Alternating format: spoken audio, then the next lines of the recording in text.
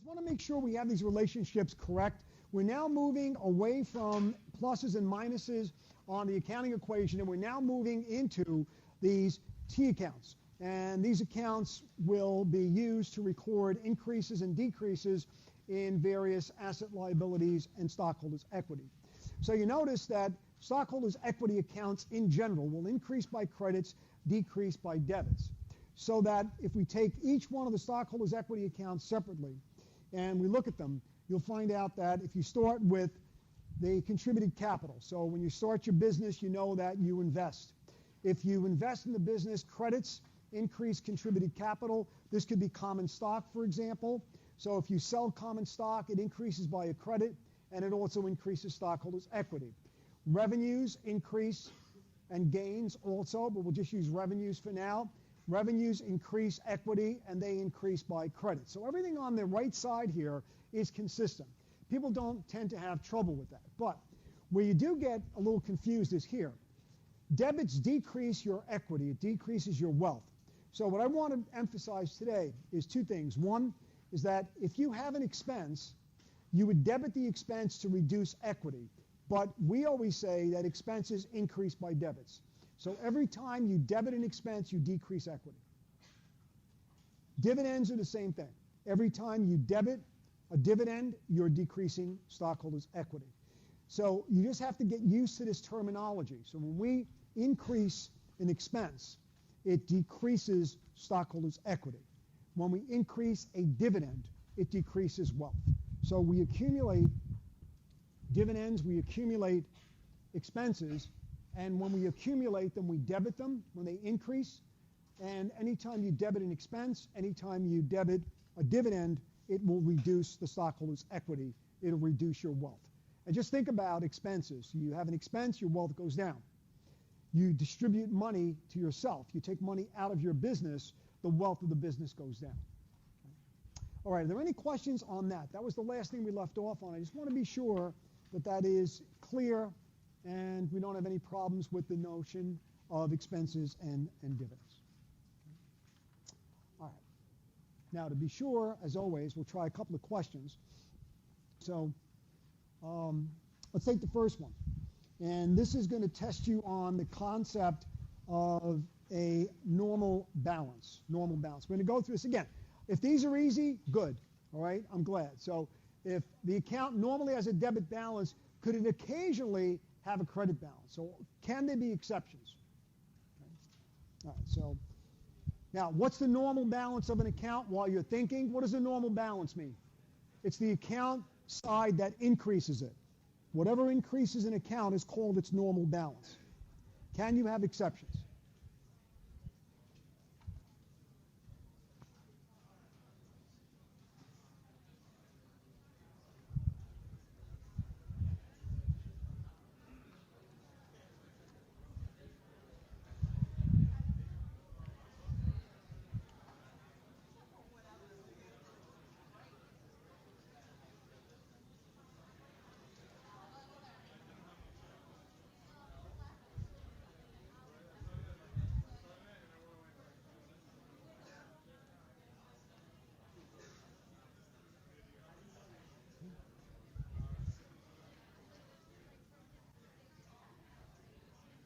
Okay. All right, so we're about split on the class on this one, and it says that 58% of you believe that it could have a credit balance, and the others say that no, it can't, and the answer is A. It could have a credit balance.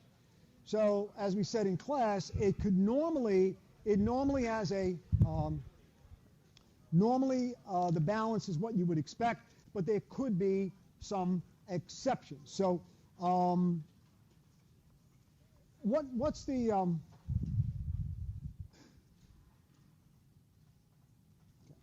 Noel Bailey? Are you here? Noel? Okay. What's the normal balance of an asset account? Debit. Okay, good.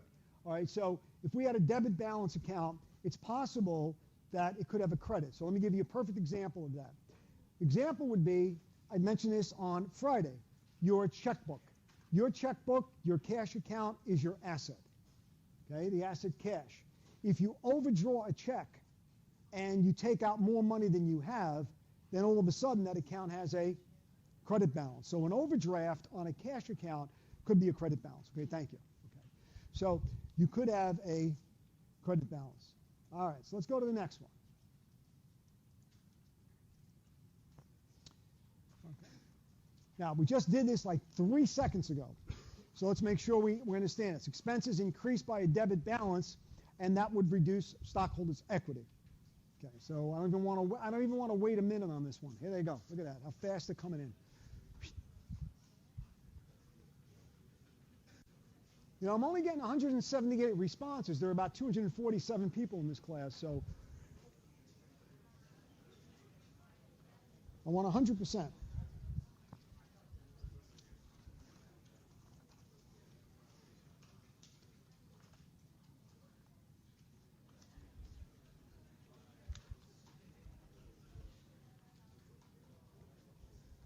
Okay, this should be easy. Should be easy.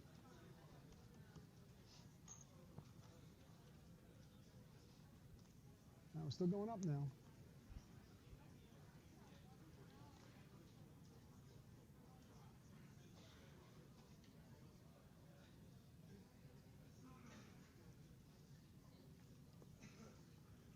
Okay. All right. Okay, good. Well, yeah, most of you got it right. So we just finished that, and we said that expenses will increase by debits, but when you do increase an expense, it reduces your wealth. You got it wrong. Let's say it again. Expenses and dividends, although they increase by debits, any debit in a stockholder's equity account will increase, or at least will reduce the equity as those accounts increase. Okay, let's just do one more.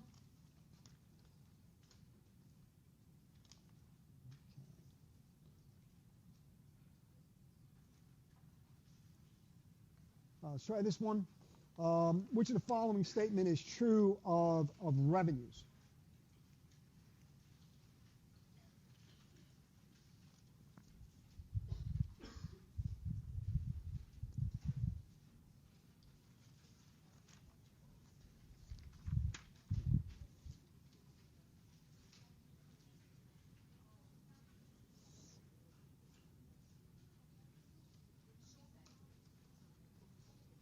Okay, which of the following is true of revenues?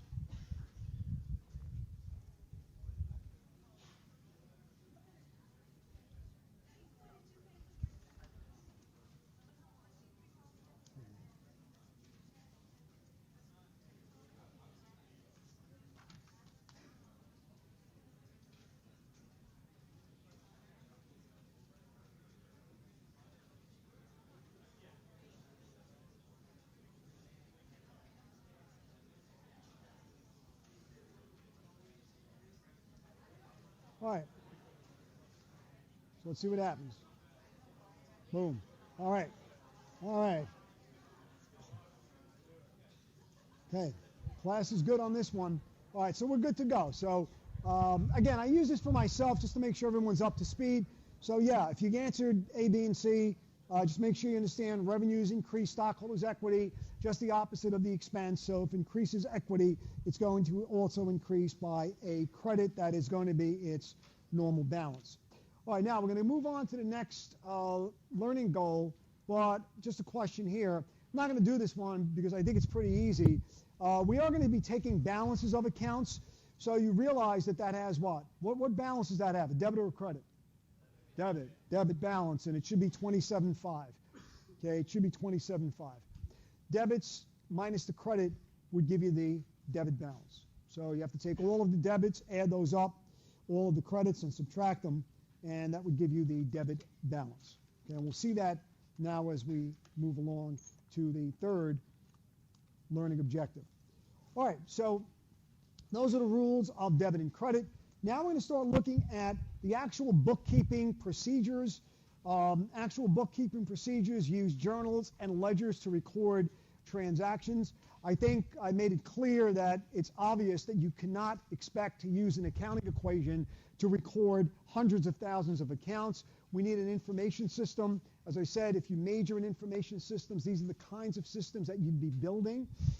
If you think about it, QuickBooks is built this way. Any computer software that deals with processing accounting information would be structured along these lines. So the first thing, when we record transactions, we're going to record them in what is known as the journal. The general journal is the book of original entry, and we use the journal just as you might use a personal journal to record transactions in chronological order and a standardized format.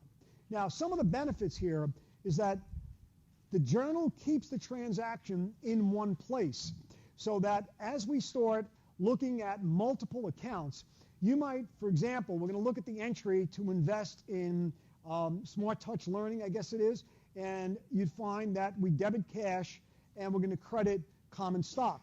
Well, we keep that together in the journal. When we break that up into the T accounts, cash could be on page 1, stockholders' equity could be on page 14, and you don't see the transaction together. So the idea is to keep the transaction in one place. You also have the events in the order in which they occurred, so you could trace them. If someone called you up and said, I ordered a product on this date, you'd be able to find it in the journal. You also helps you to locate errors. If there was ever an error in a transaction, you can go back to the journal entry and find it. You can make sure the debits and credits are equal. You make sure that the explanation in that journal matches up with the purpose of the transaction or the event. And again, as I said, if we only use the T accounts, it's going to fragment the transaction into pieces because, again, the cash account could be on page 1 and the equity accounts could be on page 30, and you're not going to find them unless you flip through them. What I mean by page, I mean electronically, just scrolling through page after page of information. So when we record a transaction in the journal, we say that process is to journalize. So if I tell you now on a problem or the next quiz, and by the way, don't be surprised, you get a quiz every Friday, so you should look, if you go on My Accounting Lab, the very first page tells you the next assignment is due 1 hour and 40 seconds from now, or 3 days and 19 minutes, or whatever it is. So just keep checking My Accounting Lab. So on a quiz on Friday, if I tell you that I want you to journalize something, it means you enter something into the general journal. And if you involve more than 2 accounts, it's called a compound entry. What was an example of a compound entry in our accounting equation? Well, if you remember, when the company paid $3,200 for expenses, they had cash, $3,200 going out, and they had 2 expenses. They had rent, I think, of $2,000 and supply or something else, insurance or whatever was salaries of $1,200. That's a compound entry, more than 2 accounts. Once that entry is in the journal, it gets to the T accounts from a process known as posting. So the actual process would look something like this. So the process would look something like this. You're going to wind up having a general journal.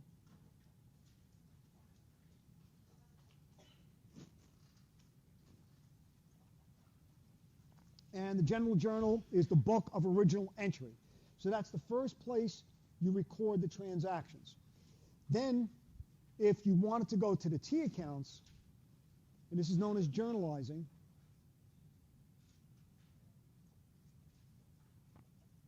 the T accounts are going to be accumulated. And someone asked me, what's the difference between the accounts and the ledger? The ledger is a group of accounts.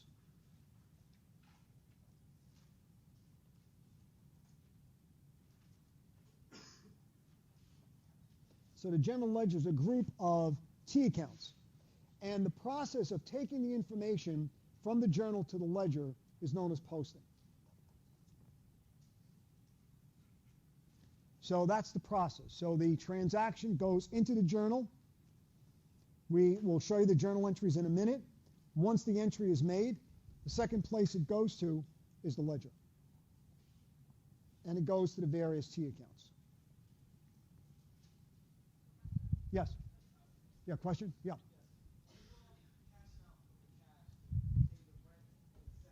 Right.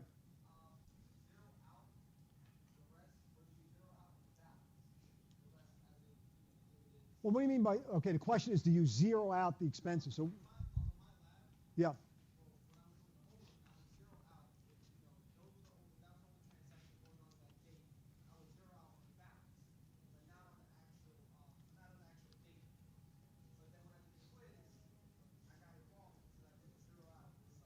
Okay, I've got to understand what you mean by zero out. You mean the actual balance? You mean like the cash against the other two accounts goes to zero?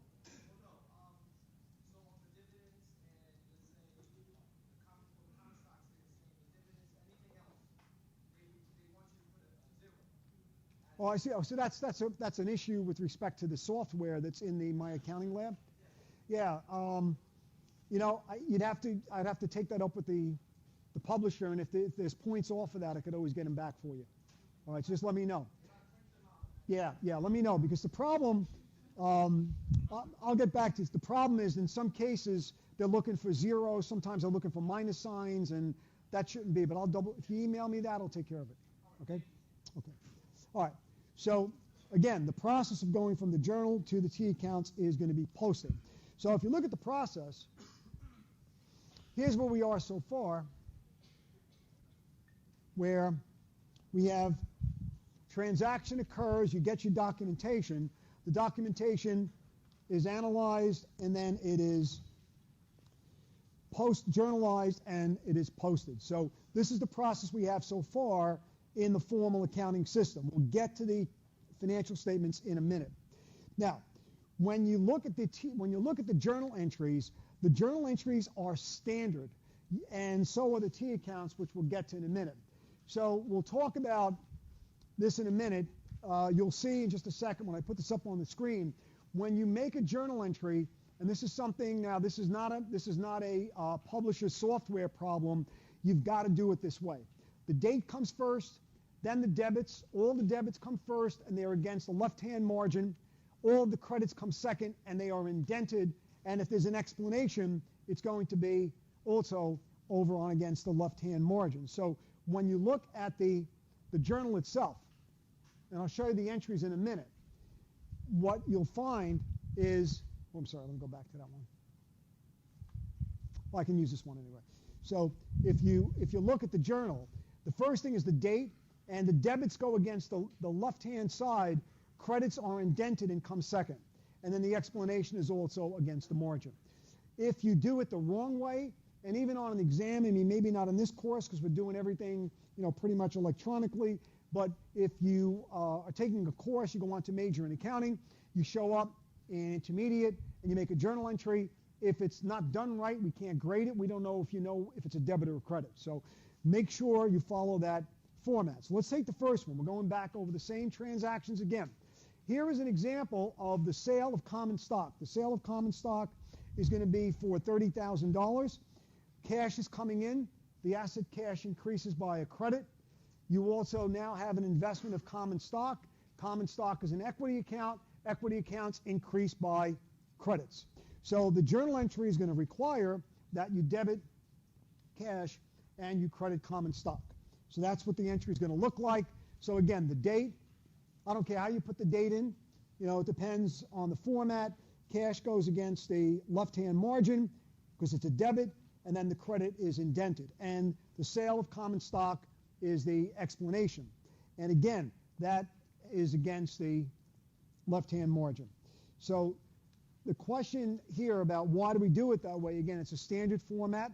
We'll find out that electronically, if you do this on a computer system, these accounts, of course, have account numbers. On Friday, we looked at what? The chart of accounts. So I would know that somewhere in my computer system, the cash account is 101, and it follows through the system as 101. And we'll talk about those account numbers in a second. Okay. So any questions with respect to the first entry? Now, again, we did this on the equation. That equation is now gone. You can use it for analytical purposes, but from now on, you're going to be making this journal entry.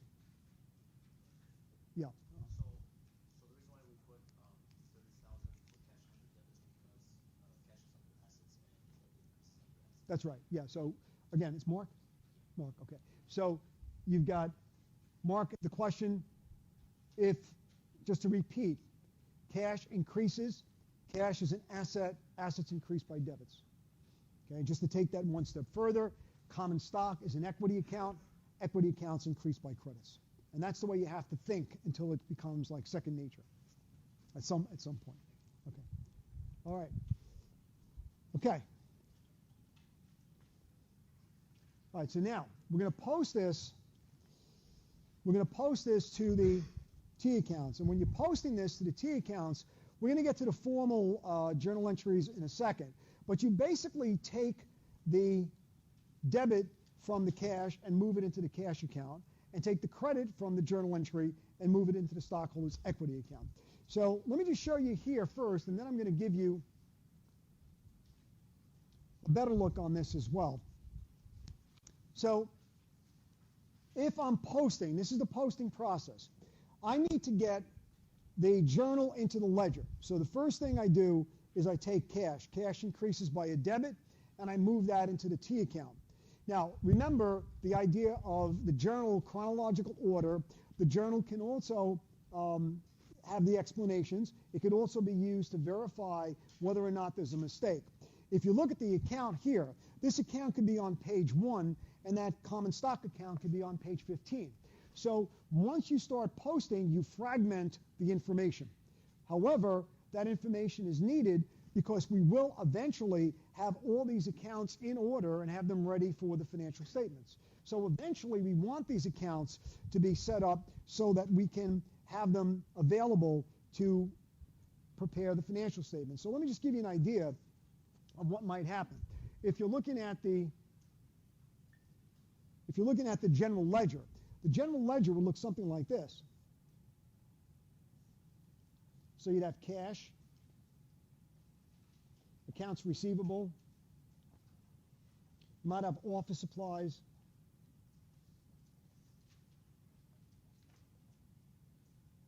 and then of course you'd have your liabilities,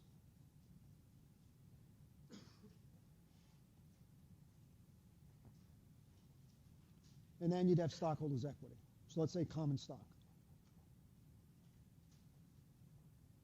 And then you'd have retained earnings.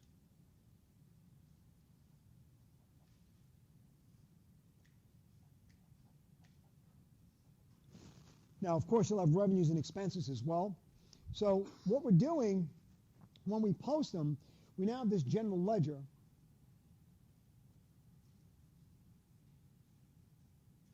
And the general ledger is a group of accounts. And of course, you'll have revenues and expenses. And so far, what we've done is we've debited cash and we've credited common stock. So you see what I mean by fragmenting the event. Now, of course, what would happen is I'll have a reference here that'll tie back to the journal, and I have a reference here that would tie back to the journal. So at some point, I could tie these together. But the journal is needed to keep the transactions in one place. And then from here, like right now, if I had to prepare a balance sheet, my assets would be $30,000, liabilities would be 0, and equity would be 30. So I could prepare the financial statements directly from the T accounts. And that's our goal eventually.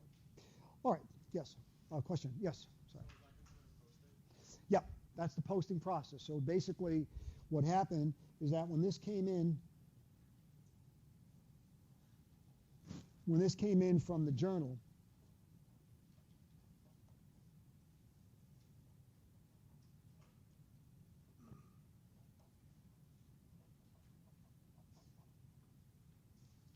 okay, came in from the general journal, that's where we had the debit to cash. I'm not making the formal entry here. And common stock. We'll just abbreviate it. All right, so it's a good question. So that's the difference. The journal keeps everything in one place, then we split it, and we then post it to the general ledger.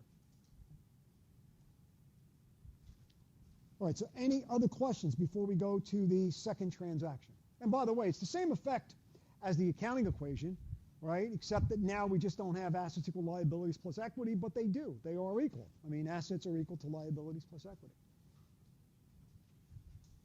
Okay, any other questions or comments on this first transaction? We've got a few more to go.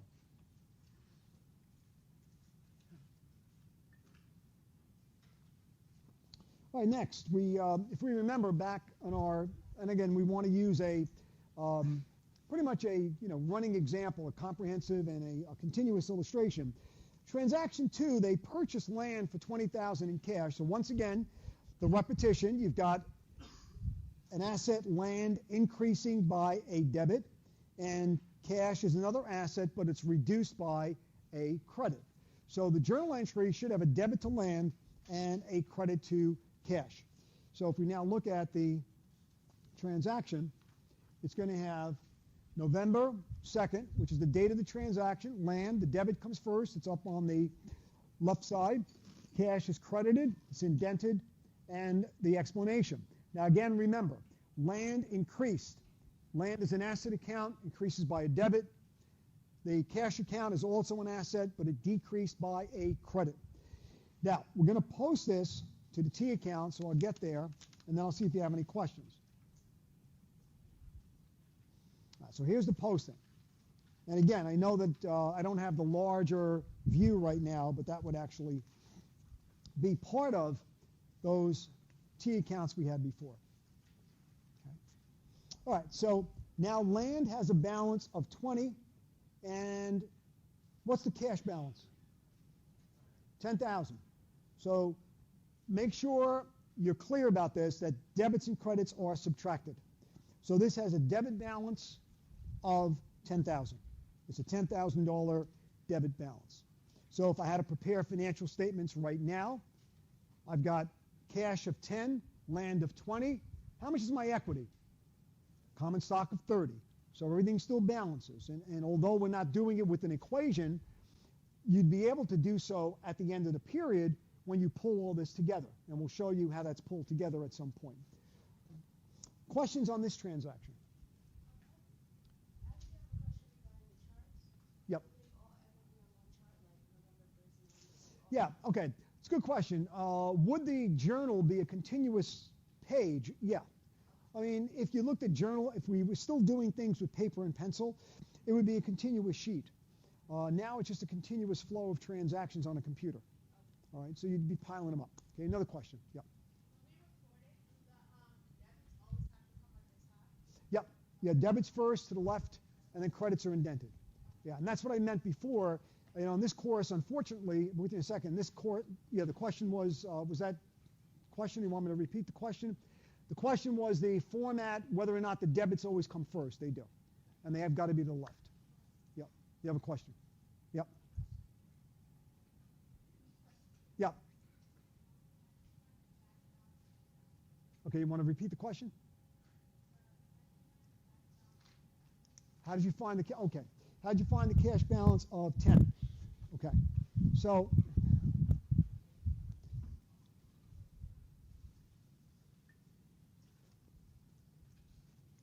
in our account here, we started with 30,000.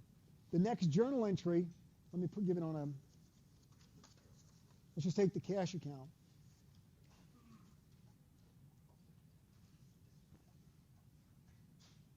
This is transaction number 1. In transaction number 2, we wound up spending 20,000 for land. Debits of 30 minus credits of 20 gives you a balance of 10. All right, so the question was, how do you find the balance? It's always the debits minus the credits. If the debits are larger, it has a debit balance. And is that the normal balance of cash? Yes. All right, it's an asset. It's got a normal debit balance. Have another question?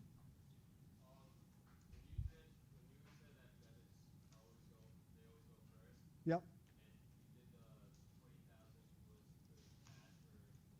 Right. Now, what if there was like another debit transaction with yeah. We're going to show that. I'm going to show you that example. Let's say you're talking about a compound entry. And we're going to show you the compound entry with the expenses. So I think we had rent expense and salaries or something like that. The rent expense is a debit. Salary expense is a debit. It goes to the left. And then, of course, the cash is paid out and it's credited. So in a compound entry, all of the debits come first and to the left. If there's 1, 2, 15 debits, and all the credits come second and they're indented. Good question. Any other questions? Okay. Good. All right, so now let's take the next transaction.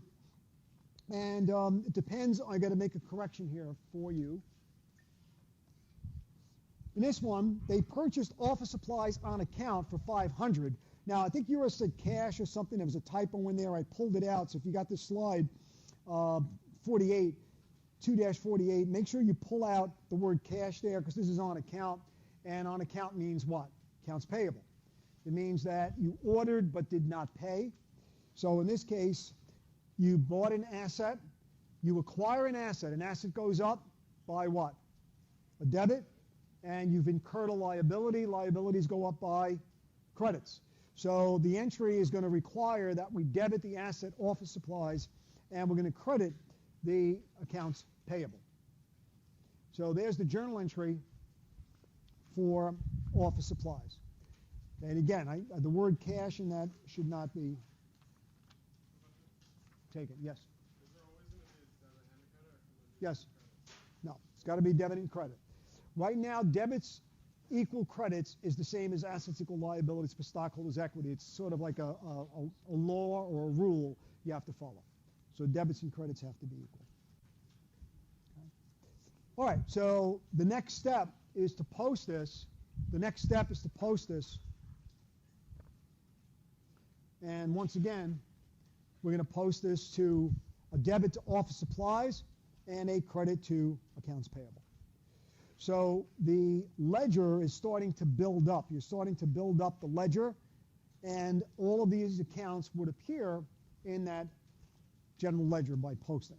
And right now, if I wanted to, I could go ahead and get the assets. I have $10,000 in cash, $20,000 in land. I've got $500 in office supplies. So you could see how that would be built. All right, so before we do anything else with questions, any issues on the debits and credits. And remember, these accounts are with this entire group of ledger accounts. And we'll show you that in the next learning objective. Any questions? Yeah, we have a question there. Yes. Yes. Read over here. Oh, no.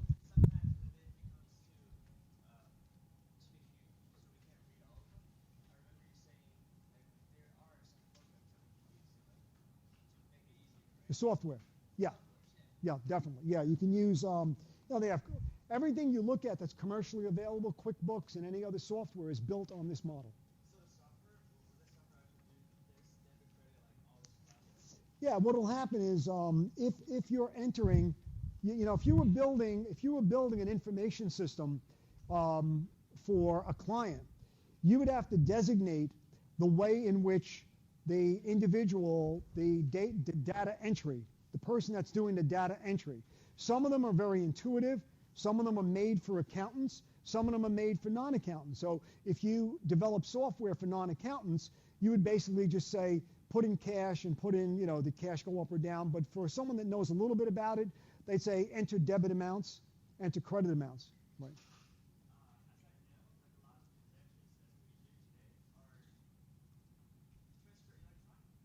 Yeah, that's all in the system. That's all in the system.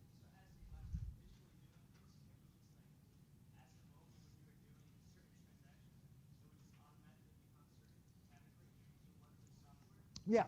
So, let me answer the question. Yes, if you, there are people that work in public accounting firms, and their positions will enable them to go out to clients and determine whether or not their systems are doing just that. So if you go to a cash register and someone swipes your credit card, lots of things happen. A sale is recorded. They have an accounts receivable from you. Inventory gets reduced. All of that happens instantaneously. And all of these accounts are updated. So, again, they may not appear this way, but it's still happening that way. Okay, still happening that way. All right. So are we ready for a couple of questions? So let's go to the next. Okay, now.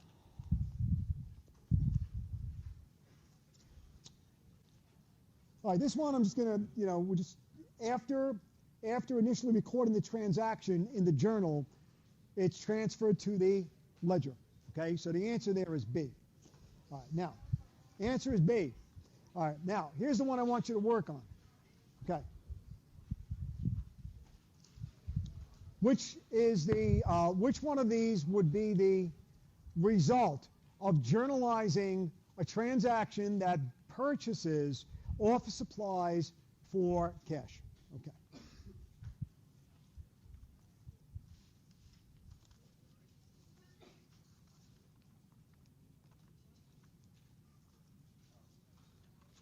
And let me just start this.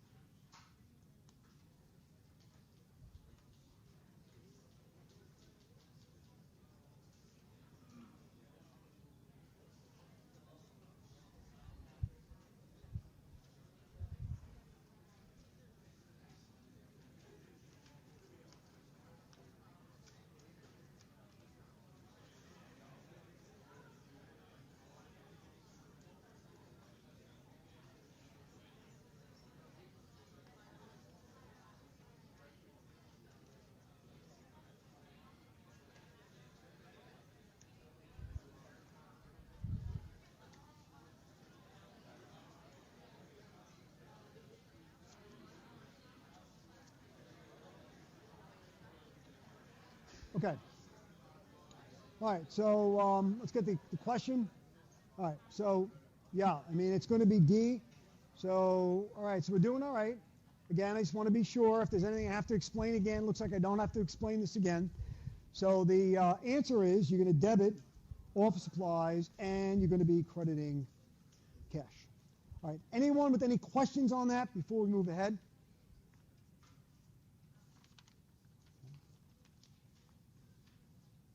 All right, let's go to the next one.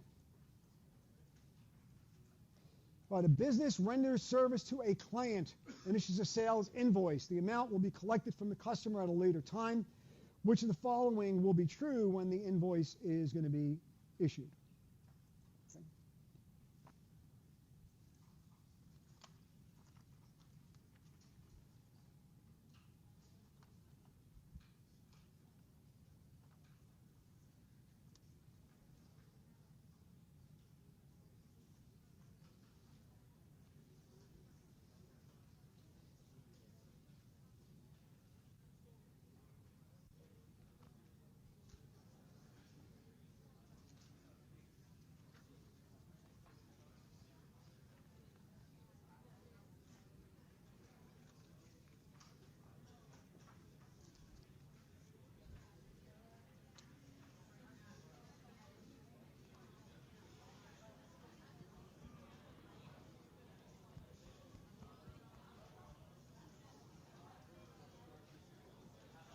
Okay.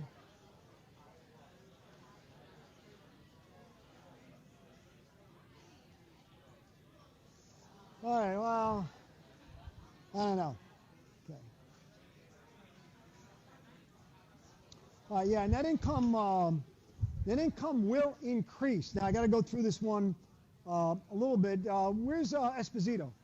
Yeah, what did you do on that one? Did you get that one correct? And yeah, you're Esposito. You got it right. Okay, why? Yeah. What would be the journal entry on that one? What would be the journal entry? Yeah. Let me move this out of the way.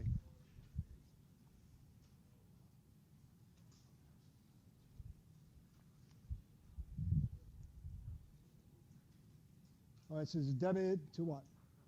All right, so he's got accounts receivable. What do you credit? Anyone?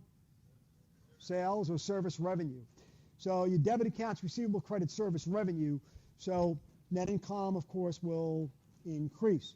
Now, of course, if income increases, if you got sales, stockholders' equity can't decrease. Liabilities, there's no liability here. And if you have a revenues are defined as inflows of assets or decreases in liabilities. So, it's got to be D. So the answer to that one is going to be D. All right. Let's move on to the next. All right, so we have a company now, Beatles Inc., makes the following entry, and I want to know, they debit cash, credit unearned revenue, and I want to know what's the transaction for that journal entry. What would be the transaction for that journal entry?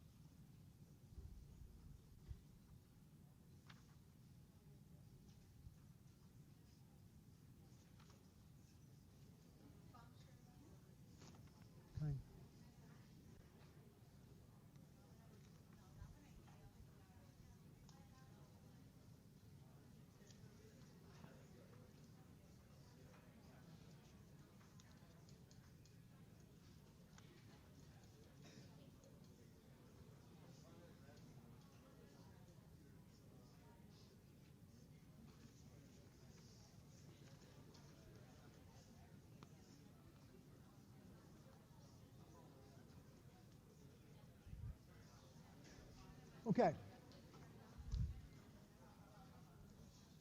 All right, so yeah, everyone did all right on this one too.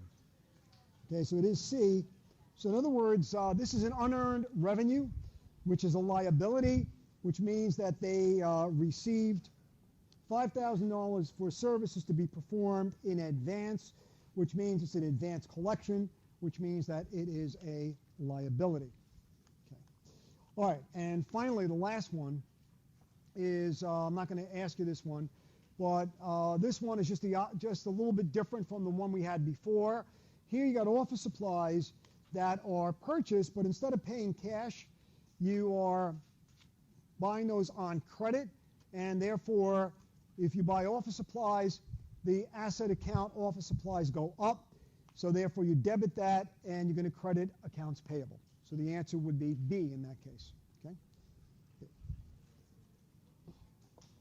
All right, now, before we move ahead, anyone with any questions on the debit and credit process, the journaling, the journalizing, and posting? Okay.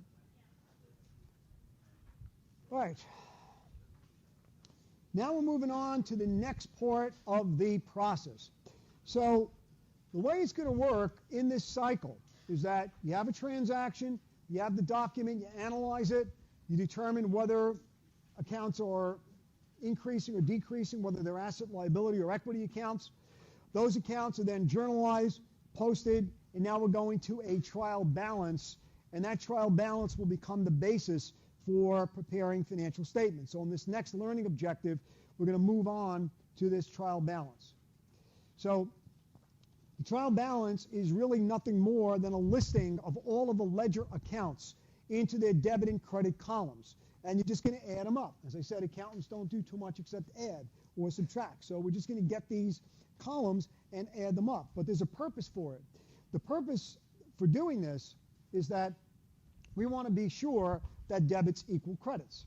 The main thing to understand is that the trial balance does not prove the accuracy of the accounting. It just means that debits are equal to credits. And there are lots of errors that could occur throughout the process.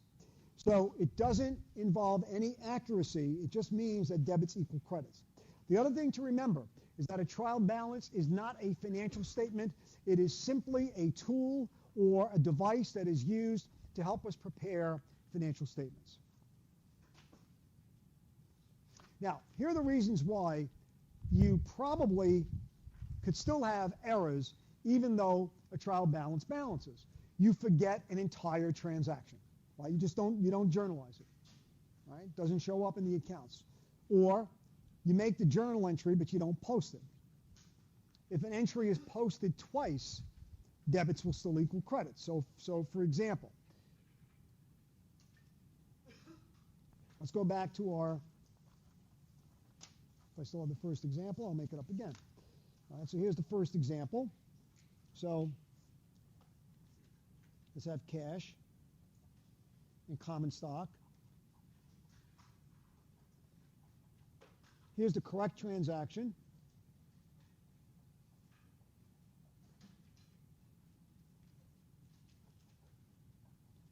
But you post it twice. That's an error. Now again, the balance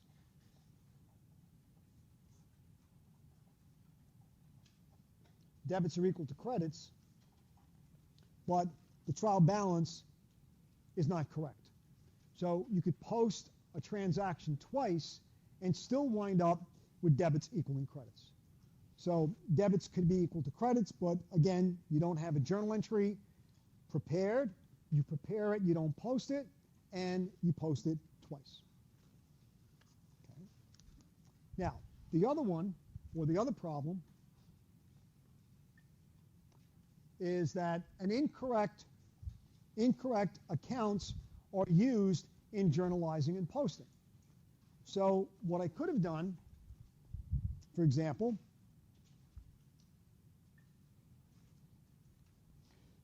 what if I did this? When I sold the stock. In transaction 1, but instead of crediting common stock, I credit retained earnings.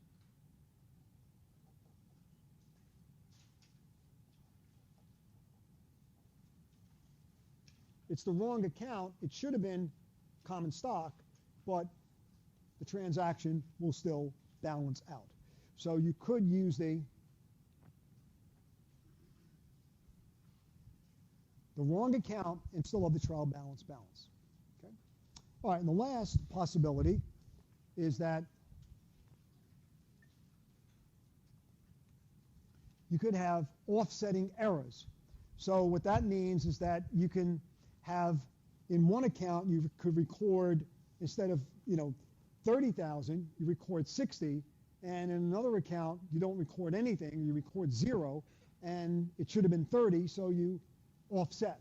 So you put too much in one account, not enough in another, and it could zero out, or it could offset. So all of these means that the debits equal to credits do not prove the accuracy. Now, let's see what a trial balance would look like. And here are some numbers. These are taken from, let's say, a next period or another time frame. And you've got cash, accounts receivable, and this is what the trial balance looks like. Again, this assumes, I'm just going to tell you, it assumes that it's the first year of operations because you don't have any retained earnings up there. So they have cash, accounts receivable, office supplies, prepaid rent. They have office furniture, buildings, land, and then they also have accounts payable and the like. You should notice that all of the accounts are listed into their debit and credit columns. You're not, and this is a good question because I had one before about do debits always come first. When you do a trial balance, you're going to list them in order of their account numbers. So if you remember, you go back and you look at the chart of accounts, the chart of accounts would have cash as account 101, you'd have accounts receivable as account 120, and so on. So again, they are listed by account number, not necessarily by debit and credit. All of the assets come first, then the liabilities, then the equity accounts with revenue and expenses to follow. And again, it is your first year of operations, so there is no beginning retained earnings. I'll get back to that. All right, so again, what's the order of financial statement preparation? That's never going to change. So if you remember back in some of the earlier learning objectives in this chapter, how do you prepare financials? What comes first? The income statement, statement of retained earnings, balance sheet, and then cash flow. We're not going to go back to cash flow for a while. So for us, we're just going to be working with balance sheet, income statement, and the statement of retained earnings. But again, income statement first, retained earnings statement second, and then we move to the balance sheet. All right, so here's the, you want this? Okay. So here's the first step. We're going to prepare the income statement directly from the trial balance. Now, where do these accounts come from? These are coming from the T accounts. So all you need to do is to take all the balances from the T accounts and list them in their debit and credit columns. So we prepare the income statement first. just to review this again, notice the heading, the name of the company, the name of the statement, and for the month ended December 31st of 2014. So again, revenues are 16.5, and that's coming directly from here. So those are your revenues. Next, the expenses, we're listing them, again, not in this order, but we're listing them in order of magnitude. So the largest expense comes first, and that would be the salaries, and then the rent, and then the utilities. So the net income for the period is $10,800. Now, that net income is needed for the retained earnings statement. Mark? Yeah.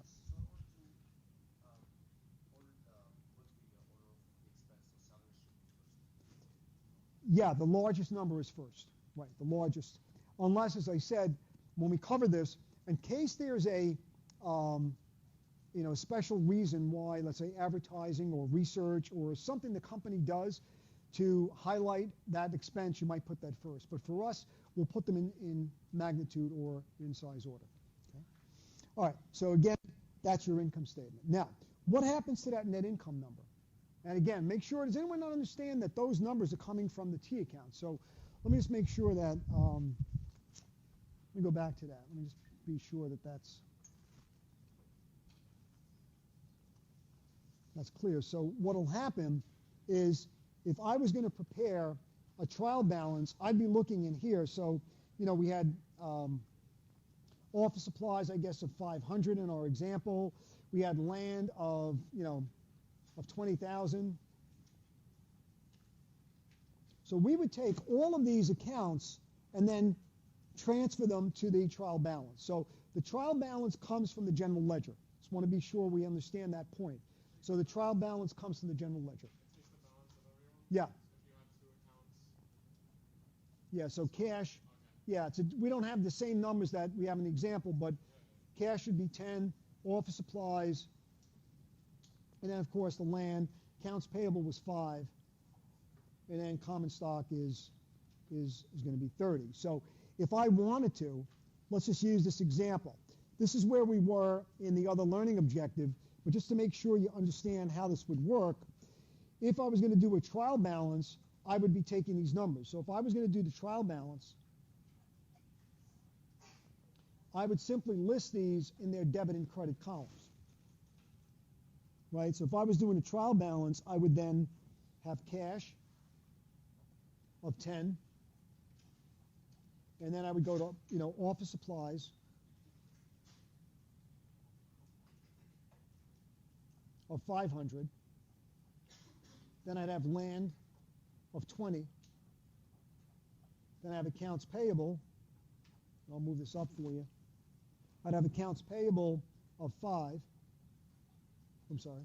It's going to be a credit of 5. And then I've got common stock of 30. So the debits are 30,005, and the credits are 30,005. So that's how the process would work.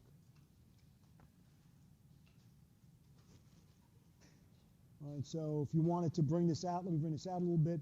So that's how it would work. Your trial balance is prepared from the ledger accounts. Okay? So the trial balance is prepared from the ledger account. So if your cash balance is 10, you just move that over. At the end of the period, your office supplies are 5, land is 20, accounts payable is 5, and common stock is 30. Okay, so that's how it's done. Yes, Deanna? Yeah, the income statement, right, on the income statement. And probably even on the statement of cash flows, the largest numbers. And that's just a style. You don't have to do it that way. Yeah, you don't have to do it that way for homework, but typically that's the way it's done. Okay. All right, any other questions? Okay. All right, now my next question for you will be, what's the next statement? The next statement would be the statement of retained earnings. And the reason why we need to do the income statement first is because net income gets transferred to retained earnings from that income statement. So again, the next statement is the statement of retained earnings. The income from the statement or the income statement is needed And this is part of the notion of articulation. And then, of course, any retained earnings goes to the balance sheet. So what will happen is when I'm preparing the retained earnings statement, again, the name of the company, the title, and for the month ended or for the 2 months ended. As I mentioned, for some reason, there's no beginning retained earnings here. If there is, you just add it. Net income comes from the income statement. So the income statement's here, and that would be put on the statement of retained earnings. And then dividends, again, are not expenses. Dividends are distributions of the retained earnings. So the next statement that you would prepare would be the statement of retained earnings, and that would give you a balance of $5,800. Now, that is needed for the balance sheet. So what I want to be sure, and I know that this example, coming with a beginning balance of 0, just even if there's a number in here, the number for retained earnings is not the final number. You can't use the trial balance retained earnings number in your balance sheet. You have to wait until you prepare the statement of retained earnings. Okay, any questions on that? Because we want to do the balance sheet next. All right, so now to do the balance sheet, let's do that next. Okay, there it is. Okay, the balance sheet, Smart Touch Learning balance sheet, that's going to come from the trial balance. And again, let me just remind you, this retained earnings account is not on the trial balance, correct? You don't see it on the trial balance at all. So everything comes from the trial balance. Cash goes into the cash account, accounts receivable. So everything from the trial balance will be moving into the balance sheet, the assets, the liabilities, and the equity account. So let's make sure this is very clear. Cash, accounts receivable, office supplies, furniture, building, land, those are the assets. Those come first. Total assets are $114,700. Then the liabilities, accounts payable, utilities such as electric and gas, unearned revenue, which is advanced collections, long-term notes payable. Those come across as your liabilities. Total liabilities are $60,009.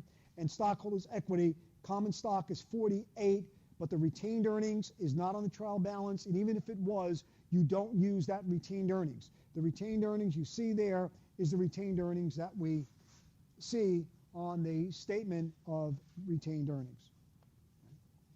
So the process, again, is going to be from the journal to the ledger to the trial balance and then to the financial statements. And when you look at some of these assignments, that's the way they should be built. Now, just a couple of other things here just to show you how the bookkeeping system really works. But before we move on to that, anyone with any questions on this? Yes, there's a question. I'll repeat the question. Yeah.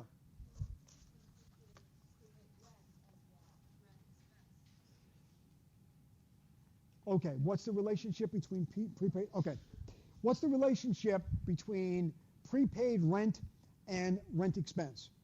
What happened probably, and I don't have all the information here, but what happened here is probably you've got, let's see, rent expense is 2 and the prepaid is 3. So you paid rent in advance and you might have paid a total of $5,000 for the month, right? The total that you paid originally. And what will happen during the year is that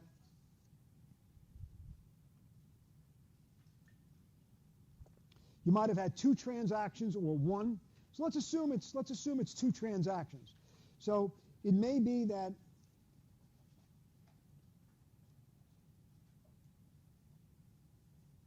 and rent expense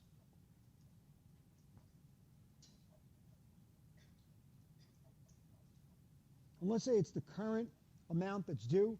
So rent expense is what, $2,000? And that's cash. Let's just say it's for cash. And that's 2. At the end of the year,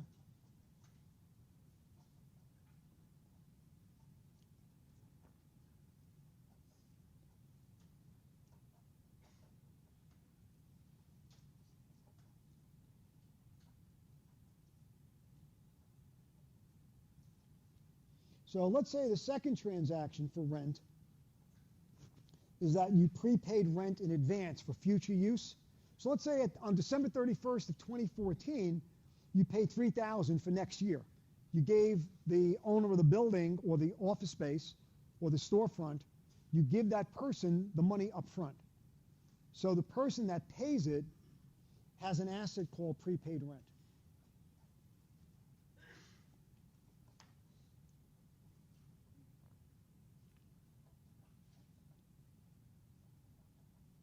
And that becomes an asset because you didn't use up the rent. They still owe that to you.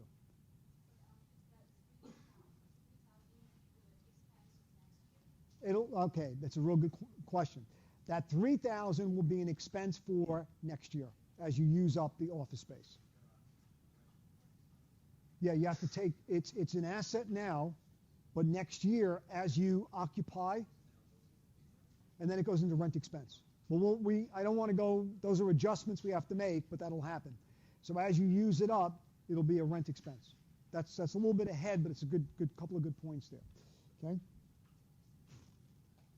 All right, so these are possible transactions that you could have had there. So it's a good question. Okay. Anything else on the trial balance?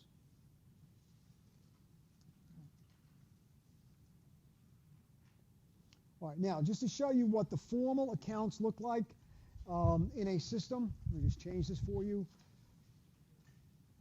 All right, they have these 4-column accounts, and you know what they mean by 4-column accounts is that there's a debit and credit for the transaction, and there's a debit and credit for the balance. But the most important thing here is the referencing. The most important thing is the referencing, so that you have to be able to trace the transaction back. Now, this is used for information systems. If you want to be an accountant and you go into auditing, how do you trace a transaction? I need to know where the transaction came from, the journal, and I need to know where it was posted, what account it was posted to. So you have to have posting references. Now, if you look at the cash account, this cash account, it's an informal T account, but notice when you look at this 4-column account, it's got, there's your first transaction. The first transaction is going to be for the investment by the owner. That was a debit to cash and a credit to stockholders' equity. The cash account is 101, and where did this come from? Well, I put a posting reference there, and that's page 1 of the journal. So what this means is that you have the first page of the journal, and that's where that transaction comes from. You also have, let's just take the second one. They use $20,000 for land. That's a credit to cash, and there's the balance. So notice how the 4-column works. Debit and credit for the transaction, and then the balance has a debit and credit column. And if I needed to, while I'm looking at this ledger account, if I have any questions, I know I go to journal page 1, and that's where I find that account. So it's a cross-referencing system, and we'll also cross-reference the cash account. Yeah, if you had an overdraft, it would be sitting here as a credit balance. See, the normal balance here is a debit of $12,002. But if you had an overdraft, it would actually fall into the credit side. Now, if you take a look at the next page, here, this is the way it really works, where, let's go up here and take this example. On Exhibit 2.9, as it's called here, if you take a look at the journal entry, this is page 1 of the journal, and in the ledger, that's account number 101 and 301. So let's just post the first entry. So let's go back, and this could be common stock or capital, whatever it is, it's equity. So in the first entry, you debit cash, and you credit common stock or capital. Now, that's in the journal. When I post it, I debit cash, and I credit the capital account. Now, how do I cross-reference it? Up in the journal, if I wanted to find out if this was posted correctly, I know the cash account is 101, and I can go down to the ledger and find that account. If I wanted to look at the capital or the equity, account number 301 is also in the ledger. If I wanted to see where the transaction was originally journalized, I could go back and I find it on the journal. So the cross-referencing leaves an audit trail, and it allows you to, again, trace transactions back and forth. So the book of original entry is the journal. The book of final entry would be the ledger. So again, the system of cross-referencing is designed to make sure that you could trace transactions throughout the system.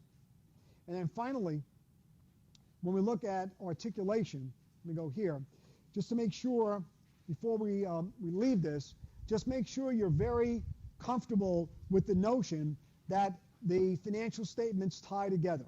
So these are statements from a different period, for example, and or the same period, I should say, but all the transactions tie together.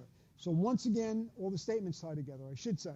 So income statement prepared first, net income from the income statement goes into statement of retained earnings or owner's capital, and that gives you the retained earnings or the ending balance of capital, and that goes into the balance sheet. So all of the statements tie together, and that's known as articulation. So you have to be comfortable with the way the statements tie together. Okay? And finally, this is the cycle that we have now, and this cycle is going to be changing as we move along. So again, you have source documents, journal, ledger, trial balance, financial statements. So right now, this is the accounting cycle that we're going to be dealing with. Okay. All right, now, a couple of questions for you. Okay. All right, we know that, by the way, again, I'm not going to ask you this one, but the trial balance is only the equality of debits and credits, not the accuracy, so that's going to be false. Okay? That's going to be false. Okay. Well, let's do the next one. All right, what I want to know here is which of the following statements correctly states the effect of the error. And here's the error. The journal entry for $75 for rent expense was inadvertently posted as a debit to salaries expense and a credit to cash for $57. So when you look at the trial balance, what's going to happen? Okay.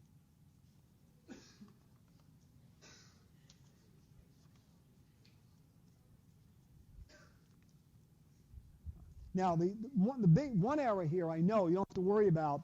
One error is that they should have debited rent expense instead of debiting salaries expense. But what I want to know is the numerical inequality here. The balance will not balance. I need to know what's going to be the effect. Make the journal entry. Anytime, what I want you to start doing is making journal entries. If you do these in your head, you're not going to be able to do it.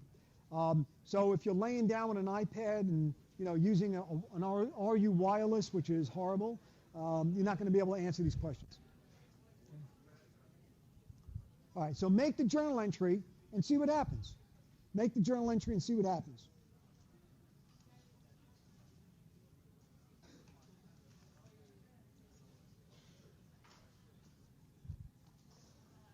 Okay.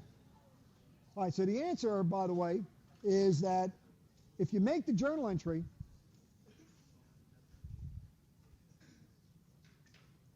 what I would do, here's the way the entry was made. The entry looked like this.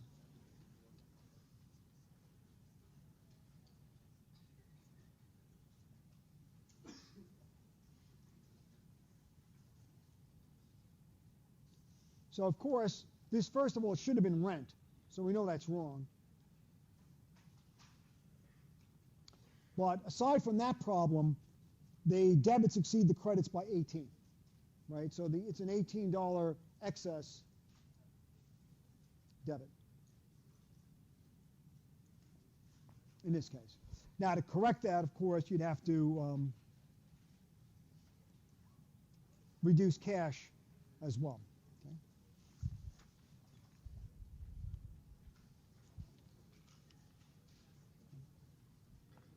All right, so the answer to that one is B. The answer is B.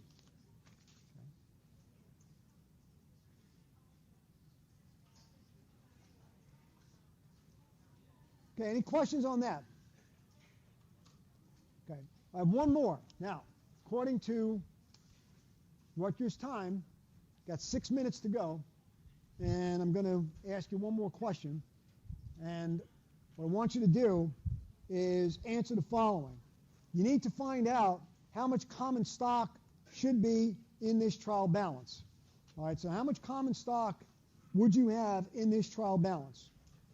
Okay, and there's an easy way to do it. If I'm asking you a question about a trial balance, why not make one? So why not make a trial balance? You may have to use a piece of paper and some pencil. Make up a trial balance and let me know what you get. Okay, so start the clock now.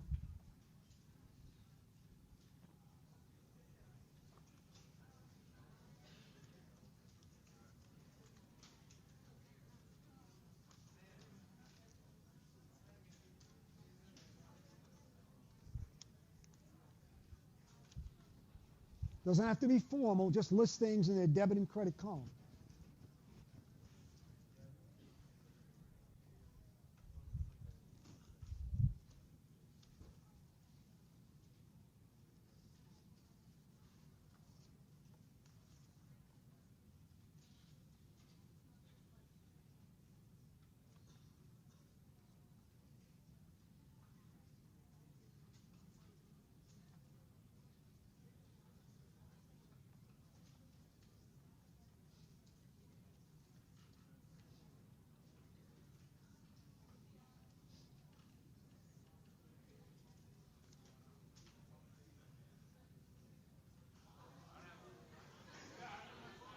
Wow, it's kind of a split.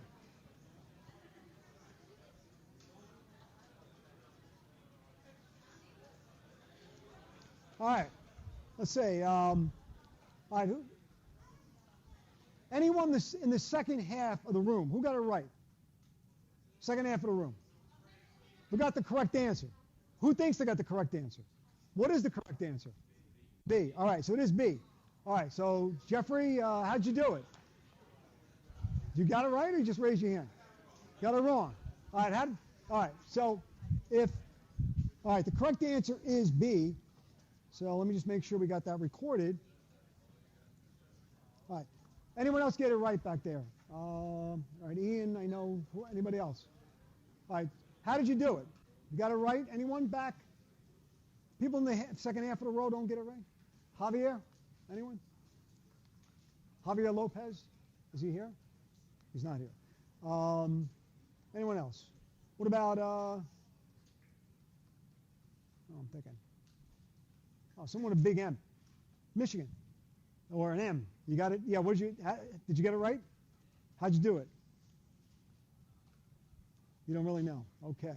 Well, at least you get the points right. Okay, Tom? Yeah.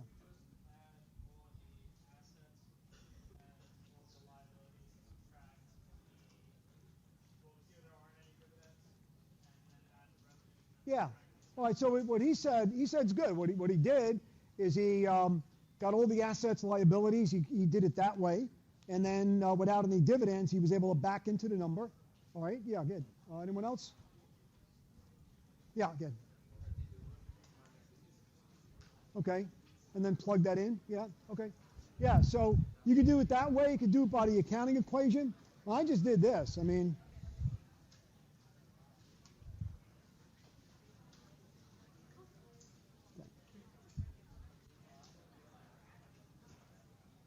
I just did this. Okay? So I just said, look, I mean, I sort of cheated, right? I just took all the numbers on there and I just moved them into their debit and credit columns, and I said, what do I need to balance? So I took all the debits. Let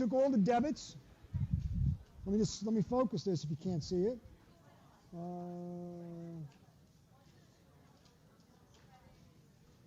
Okay? So here's what I did. I just took, look, I mean, there's my comment I just said before. Hold it down.